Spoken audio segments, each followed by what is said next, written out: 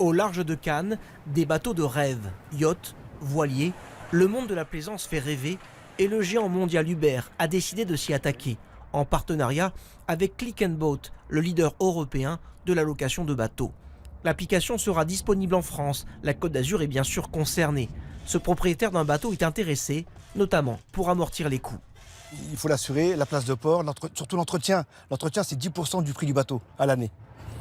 Et donc du coup, vous vous dites, pourquoi pas, Oui. ça va se lancer cet été? Pourquoi pas si on peut avoir une rentrée d'argent pour nous, pour maintenir le bateau à flot, pour l'entretien du bateau, pourquoi pas? D'autres propriétaires ont franchi le pas. Cet Allemand loue son bateau 3 000 € la semaine l'été. Selon lui, l'arrivée d'Uber peut amener une autre clientèle moins précautionneuse. Mais il faut quand même choisir les locataires parce que c'est un bien précieux. Donc il faut vraiment être attentif pour ne pas tomber sur des gens qui ne s'y comportent pas bien sur le bateau.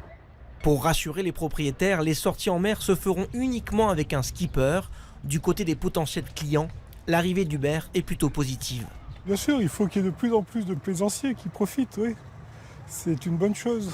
Il faut que ça se démocratise. Démocratiser, oui, mais pas à n'importe quel prix. Pour ce professionnel qui a 23 bateaux en location, Uber Boat pose de nombreuses questions sur la responsabilité. Même s'il y a un skipper, il peut avoir des dommages liés par un client, même des dommages minimes, que ce soit une cigarette qui tombe sur un coussin, ça brûle le coussin, qui est-ce qui va payer? Est-ce qu'il va y avoir un système de caution? L'application sera disponible à partir de mi-juin.